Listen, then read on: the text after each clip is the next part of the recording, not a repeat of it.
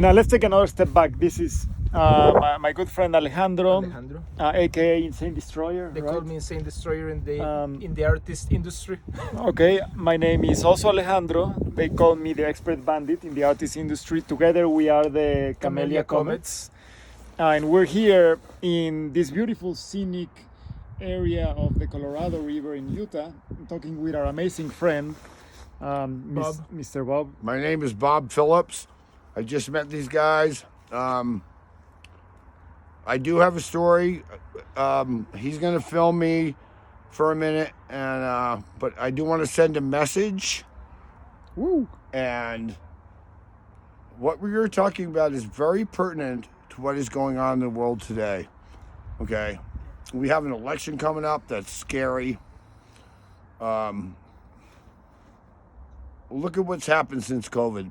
I mean, look at what's happened since COVID. Seriously. Our whole worlds have changed. Absolutely. But in that note, look at us. Look at how we met. Look at how we're, I mean, there are a lot of good things about it also. Yeah. There really are. I mean, the camaraderie, the, caring for humanity as a whole. Learning to connect to the heart. Exactly. And we're all in this together. That's no bullshit, because this is a disease. It's not like a war. Invisible enemy. Exactly. I'd rather had aliens. Come on, man. The Martians, dude. Or Right? something. At least you could tell who the Yeah, enemy yeah. is. It's like, okay, now we got something to shoot at. Fuck yeah. It really is. I've been dealing with a lot of people. I'm a social butterfly. I'm on the boat ramp. Fuck, dude, I'm a Party Central motherfucker. It's like, I'm going to ask you how old you are. Yeah, man. Beautiful dogs, beautiful. Were they at West? I thought I saw them at Westminster. Is that like a hut? It's what? Is the door going like a hut? Oh no, what they are is they're old powder magazines where they stored the dynamite during the uranium boom. Okay. Yep, for the mining. Yep. And now, well, that one over there has all the Moab Christmas decorations in it. Rudolph's in there. Man, A full-size Rudolph's in there. who knew they locked up that motherfucker in a rock? That red nose fucking dude. Man, they're like, we ain't got work for you, so we're locking That's you up, right. I motherfucker. ain't going through no fucking snowstorm for you, bitch. Man, but I could have sworn I saw those dogs in Westminster. Still. Right. Oh no, you can tell. Yes, they're very well trained. They're definitely been roaming around with the queen and everything. Ooh. No, but there is one message I want to convey that I want you to download to this telephone number. And, he said he'd promised he'd do it. So, let's do it. Okay. Because I just met this most incredible woman I've met since my wife passed away. And, oh my God, I was like, okay, you want to call it an infatuation? Whatever. I'm just saying, this woman was like, floored my ass. Wow. Yeah, she was cool as shit, man. Really cool. Well, you know what? She's lucky though. Oklahoma City. She's lucky to have met a gentleman as yourself. Oh, yes. I'm such a debonair. Yes. Oh, yeah. What can I offer you? Not a new Rolls Royce, baby. No way. But an amazing adventure across one of the most beautiful rivers in the that's world. all I do is I just got off a month in Little Sal's, and now I'm doing a month on the river. I think next month I'm going to do a month bike ride. Badass one, good one. You're in seriously good shape though. You are. For my age, I am, yeah. Even for a young person, you're in good as shape. To be doing canoeing this entire river 160 miles. Here's the thing with that too. You have to stay active. I mean, I sat around for a long time drinking. Feeling ass fucking sorry for myself. And then all of a sudden I thought, you need to change this. I mean, you need to because of your wife. Well, grief. It was grief related, yeah. And it was like, all of a sudden, after you move on, you realize if you just keep doing this shit, you're just fucking dumbass, motherfucker. You're fucking destroying yourself, over grief. So you have to move on. Oh, the Messiah said to that. What did he say? Move on. Move forward. Not move on, but move forward. The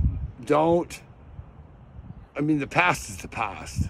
When people are gone, they're gone, dude. I mean, it's fucking the way it is, I mean, nobody gets out of this alive. Yeah. You're crying. It just makes me sad a little bit because of the stuff that you're saying. It speaks to my heart. It speaks to my heart. I love you, man. No, I really do. You know what, dude? We were actually totally supposed to meet. Yeah. Right here on this boat launch yesterday. I mean, seriously, and I'm so glad I feel it I'll too. take the glasses off too. I'm so glad you guys came back tonight, really. It's refreshing. It gives me hope. And you know what? Hope's a little fucking thin right now. Everywhere.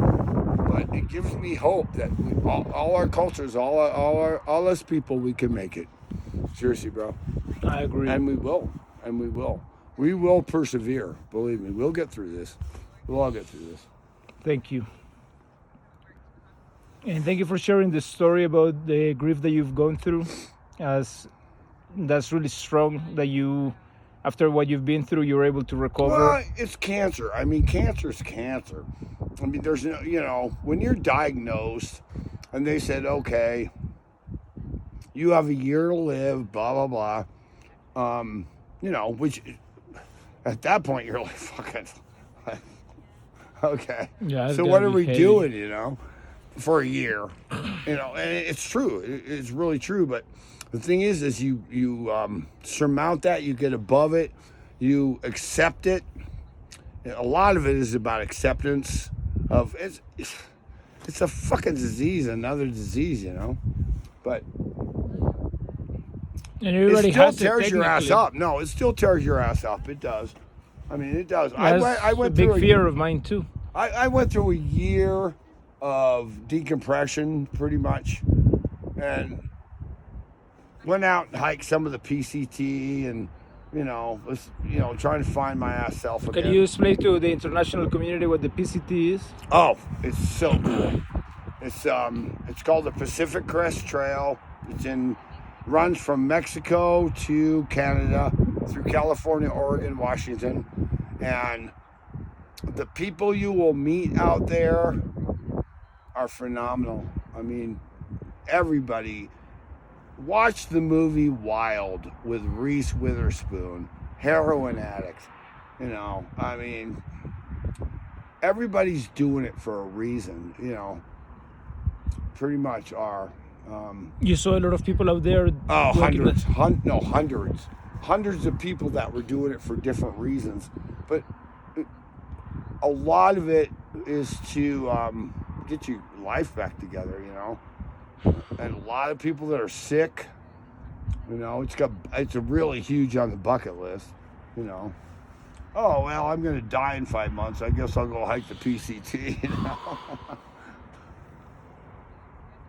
Man. It's really, and the Continental Divide Trail, the Appalachian Trail, all of them, they're all about that. There's a new book out called The Unlikely Thru Hiker. And it's a black dude from New York City, dreads. He totally didn't know what the fuck he was doing. But he went to fucking Springer Mountain, fucking Georgia, and got on trail. And, well, that's what Reese did in the movie, too, I think her pack weighed about 90 pounds. Dang. Yeah, probably. Whew. But, yeah, everybody has their own experience out there. And some of them are incredible, man. Incredible why people are doing it. Walking is a therapeutic activity. Well, it is. And it's becoming more and more popular. I mean, last year, when I was on trail, there were 6,600 hikers out there, Wow. Yeah. That's awesome. That's another sign of the Messiah returning. People are going back to that. Well, actually, what they're doing is they're reaching out. They're reaching out for an alternative to the mayhem we're going through. Because, and use the word Messiah, use the word God, use the word salvation. I mean, Or Krishna. Whatever. Krishna, People call it whatever. different names. I know.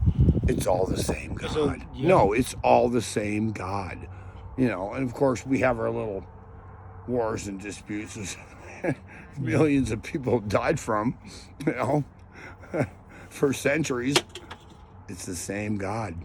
Yeah. It's the same God. I don't care what denomination you call yourself. It's the same God.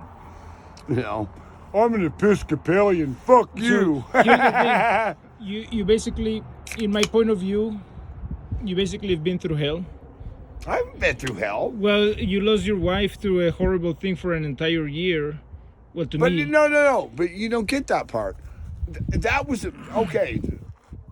When she was diagnosed, we went to Huntsman Institute in Salt Lake City. And these fuckers don't sugarcoat fucking nothing, dude. They're like the shit. They said, you're a dead woman walking. Pretty much. So she does chemo, she does radiation, she comes home. We have this beautiful apartment. It's totally fixed up. Everything is like fucking fat screen TVs, all that shit. And she comes home and I said, honey. And my oncologist told me, give her anything she wants. I mean, I don't give a fuck if it's illegal or not, you know. If she wants heroin, get her heroin. If she wants morphine, Demerol, blah, blah, blah, blah, blah. And I'll give it to her if you don't. And I said, well, we really don't need any of that shit. So she comes home. This is I love this.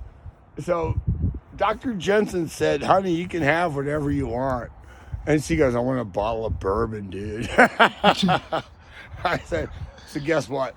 I supplied her with a bottle of bourbon for 5 months every day, every fucking single day. And we watched some incredible movies too. We watched probably 300, 400, 500 maybe even movies because she could, after her surgery, which was, to remove the tumor, she couldn't read anymore. It fucked her eyesight up. So, but she could still watch movies. And, she was lucid right up until the end, man. She was all like saying goodbye to us, dude. It was fucked up. It was like, see ya. It was fucking heavy as fuck. There were 27 of us in the room when she passed. And everybody was like, and all the kids made it from all over the world, New Zealand, Seattle, Kansas, all the kids made it in time. So you guys basically shared God with one another because we God is did. love. No, we actually really did. I mean,